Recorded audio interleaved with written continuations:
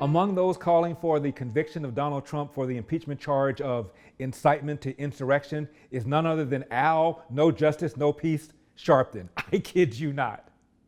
I've been involved in marches and demonstrations for years, all the way up till now. You've been involved for the last several years. But I don't think any of us has ever been accused of trying to have an insurrection or have called on violence, even if some violence happened days away from us, where you directly could even try to conjure this up. Let's know members of Congress. A big proponent of the lie, the con, that systemic racism still bedevils America is none other than Al Sharpton. You know that Al Sharpton has now become a Democrat kingmaker? Look at these headlines.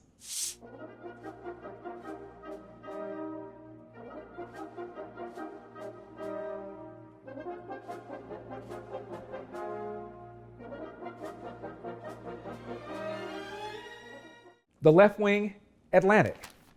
Sharpton occupies a distinct space. Other than Barack Obama, there is no better known black leader in the country, nor one with bigger reach. The National Action Network has 100 chapters across America, and Sharpton himself hosts a radio show on 70 stations every weekday and a TV show on MSNBC on Saturdays and Sundays, end of quote. Now, once upon a time, sensible people thought of Sharpton as a race-hustling demagogue who made his bones by falsely accusing a white man of raping Tawana Brawley. You don't remember Tawana Brawley? Tawana Brawley is a 16-year-old girl whose story is the talk of New York these days. The New York State teenager who claims that she was abducted and raped by 6 white men. In the late 1980s, Tawana Brawley became a household name as her horrific stories spread across the nation. She had KKK written across her chest and nigger across her stomach, Leading to widespread outrage. We're going to expose the facts in these crimes that you do against black people. We are not going to let this girl be the scapegoat of a corrupt system. We want to show the world how low down, doggish, and callous the state of New York is. Her lawyers charged that Dutchess County Assistant District Attorney Stephen Pagonis was among the girl's attackers and demanded his arrest. We have the facts and the evidence that an assistant district attorney and a state trooper did this. There were scores of false leads. An acquaintance said he was with Brawley. He wasn't. A man claimed to have secret tapes that cast doubt on the veracity of Brawley's advisors.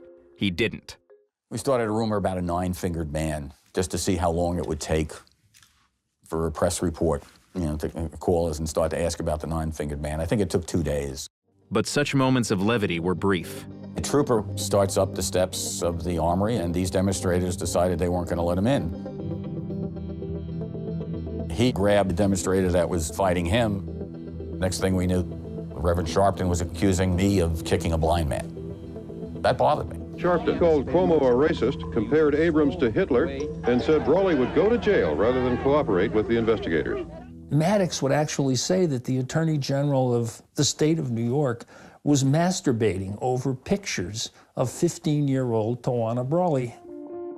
They looked up and they saw Maddox, Mason, and Sharpton. What's wrong with them? What was wrong with us was crackers didn't choose us. And after 7 months, 6,000 pages of testimony, 180 witnesses, the grand jury ruled that the whole thing was a big, fat lie. And Sharpton was successfully sued for defamation, found unanimously liable by a multiracial jury. About 6 months after the hoax was unmasked, Brawley's former boyfriend told Newsday that Tawana had invented the scheme, apparently to avoid a beating by her mother's boyfriend after running away from home. Again, the entire affair was a lie. And one of Sharpton's acolytes turned against him and publicly said Sharpton knew it was a lie. And when Sharpton was told it was a lie, he said, "It doesn't matter. We'll be the baddest N-words in the country once this thing goes down." There's absolutely no way that this served any good social purpose. If you concoct a rape, then you undermine the credibility of women who are raped. If you concoct a rape and turn it into a race crime, then you undermine true victims of race crimes. So, any remorse, Reverend Al? My name is Tawana Brawley. All right. I'm not a liar and I'm not crazy. It was 1987.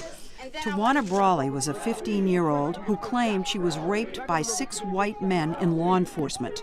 And Al Sharpton took up her cause. But there was no forensic evidence of any sexual attack, and there was evidence Tawana made up the whole story. The case, labeled a hoax, was dismissed, and Sharpton was forced to pay $65,000 to those he had named. But in all this time, he has never voiced any regret. You have gone back and looked at things with such a clear eye. You've apologized, you've asked for forgiveness, except on Tawana Brawley. I don't get it. I'll be honest with you. I have thought about that a million times. I just don't believe they treated that case fair. And now, as mentioned, Sharpton has a TV show at MSNBC Hee Haw on the weekends. One of his colleagues, Joe Scarborough, who used to be a Republican Florida congressperson, who at one time was not all that fond of Sharpton. Let's bring in Reverend Al Sharpton to talk about a couple of cases going on right now. Reverend, it's always great to see you. Thanks for being here with us. Good to see you. And let's not get into that resolution that Joe Scarborough introduced in 2000 when he was a House member from Florida, condemning Al Sharpton for, among other things, Al Sharpton's anti-Semitism. Mr. Scarborough's resolution began by saying, whereas the Reverend Al Sharpton has referred to members of the Jewish faith as blood-sucking Jews and Jew bastards. So my question to you is, does Mr. Scarborough's assertion that you said these things, is that true, or did you not say those things? They are patently untrue. I never said that. Okay. Reverend Al, you never said any of those things? Hey, Reverend Sharpton. Hi. How you doing? In the spirit of Donald Sterling, you think you should be banned from TV for all the racist stuff you said over the years? What racist stuff? You know, when you referred to Jews as white interlopers. Never referred to Jews as white interlopers. When you dropped the N-word on David Dinkins. No. If you're going to say something, you ought to be correct. We had exactly what Don Sterling said. When did I call Jews not white interlopers? Freddie's Mark. Store owner. Yep, that's right. You called him a white interloper. But no, doesn't it take? But doesn't it take like some serious balls on your end to accuse somebody of racism? Serious on your end in this quote. You went from one guy who paid people off the book and was wrong. You called a Jew a white interloper, and you dropped the N-word. You see how you lie. Let's get back to the resolution, shall we? Joe Scarborough then wrote, whereas the Reverend Al Sharpton has referred to members of the Jewish faith as white interlopers and diamond merchants. Have you ever referred to members of the Jewish faith as white interlopers or diamond merchants? No, sir. I referred to one in Harlem, an individual who I didn't even know was Jewish, as an interloper, and said I should never refer to his race. You called a Jew a white interloper, and you dropped the N-word. This brings us to Crown Heights, 1991. The problem began just after 8 last night when a car driven by a Hasidic man went out of control, eventually slamming into a pair of 7-year-old children. Gavin Cato was dead on arrival at the hospital. His cousin Angela Cato remains in serious condition tonight. The station wagon's driver was treated and released from a different hospital after being rushed there by the private Hetzola ambulance, and it's that treatment which ignited the initial debate. A mob of about 150 angry people stormed its way up Eastern Parkway towards the school building. Violence exploded as the mob spotted news vans, forcing the media inside the building.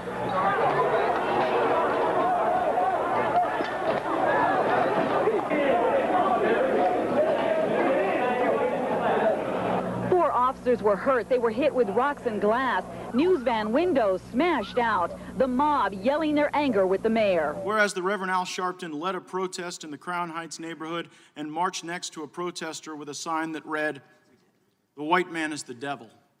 Did you march next to a sign that said? I have no recollection of that. I've marched in many things where there were signs that I did or did not agree with. Can you imagine what they would have done to Trump if he had said a fraction of what Reverend Al has said? Have you ever referred to African Americans who disagree with you as yellow and then the N-word? I don't know that I've referred to people as names. I don't know if it's because they disagree with me, but I have said things about blacks and whites. I'm glad you made it clear that I don't only attack whites. Thank you for that. Have you ever said that, have you ever referred to African Americans who disagree with you as Negro militants? I didn't know that was a derogatory statement. I didn't say it was, just ask if you used it. I don't know, I don't recall. Have you ever said, if the Jews want to get it on, tell them to pin their yarmulkes back and come over to my house? No, there was a man named Mordecai Levy who had been charged with some terrorist acts who threatened to march on me and several other activists in New Jersey. And he said he was going to come deal with my hairstyle. And I'm referring to his hairstyle. I said for him to pin it and come on. I was not talking about all Jews, no. This brings us to Freddie's Fashion Mart. Whereas the Reverend Al Sharpton's vicious verbal anti-Semitic attacks directed at members of the Jewish faith, and in particular, a Jewish landlord arising from a simple landlord-tenant dispute with a black tenant, incited widespread violence, riots, and the murder of 5 innocent people. Roland James Smith Jr., a Harlem resident with a criminal record, going back 30 years, walked into Freddie's Fashion Mart, a Jewish-owned clothing store, pulled out a gun, ordered all black customers to leave, spilled paint thinner on several bins of clothing, and set them on fire, a fire that resulted in killing 8 people, including Smith. Smith had been part of a group of picketers led by Sharpton, who had been protesting the eviction of the black owner who was subletting from a Jewish tenant. When the tragedy occurred, Al Sharpton denied all responsibility and said, "People are trying to put me in the middle of this. I only came one time. I met with the people from the church. I was only there a matter of minutes. I was not the leader of this." However, the Jewish Action Alliance released copies of a tape containing speeches broadcast on black radio stations made by Sharpton and others during rallies. The transcript contained demagogic language.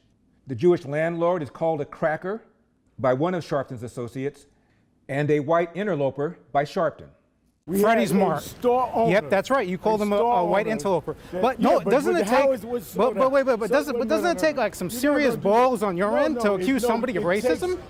And we haven't even started on Sharpton being $5 million light in taxes, according to the New York Times.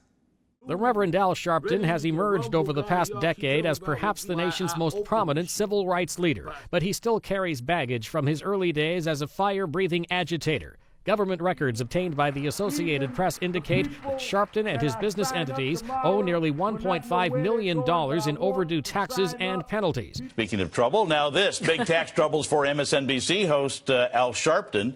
He reportedly owes more than $3 million in federal taxes, and Liz McDonald tells us that other people from Chuck Berry to Leona Helmsley have gone to jail for owing less to Uncle Sam. According to a New York Times report, the Reverend Al Sharpton owes $4.5 million in current state and federal tax liens against him and the National Action Network. And I'm sure you know about the Democratic Kingmaker Al Sharpton being on an FBI surveillance tape agreeing to deal cocaine. Now, tonight, we also have gotten our hands on an HBO Sports video of an undercover FBI agent acting as a drug trafficker negotiating a cocaine deal with none other than Al Sharpton himself. Take a look at this. I can get it for about $35,000 a kilo, but I got to get more than one. Right. I mean, if we're going to do this thing, take a chance. Some real, 10 kilograms is like $350,000. That's a drop in the bucket. We can go bigger. Every kilogram we bring in 3,500 units. How's that sound? So if we bring in 10, you make 35,000. But that's a check pocket. He can. What he's going to do, he'll do what he wants to do. They can do it, 100 times over. Like the supplier 100 times over. Now, that video is reportedly from 1983, and after it aired, Al Sharpton threatened to sue HBO for millions of dollars. Now, O.J. Simpson, he brutally murdered Ron and Nicole. Jamal, you may not know, he brutally murdered, execution style, a Philadelphia police officer named Daniel Faulkner. No question that he did it. The prosecutor said it was the strongest case I ever had, end of quote. Not apparently to Mr. Sharpton. O.J. is home, but Mummy Abu Jamal ain't home.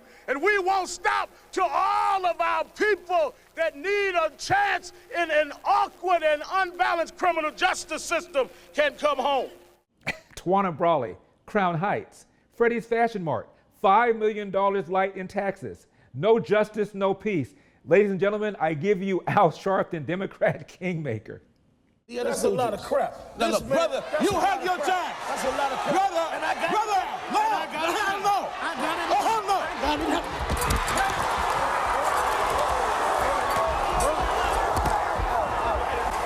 Let's bring in Reverend Al Sharpton to talk about a couple of cases going on right now. Reverend, it's always great to see you. Thanks for being here with us. Good to see you. Finally, Democrats want to rename forts who are named after Confederate generals, and they want to rename schools named after slave owners like George Washington and Thomas Jefferson. I kid you not. Then what are we going to name it? You going to name it after the Reverend Al Sharpton? Now, good news. We have been demonetized by YouTube, which means we must be doing something right. To continue to hear me on demand and uncensored, just go to LarryTube.com. That's all, LarryTube.com, because we've got a country to save. I'll see you next time.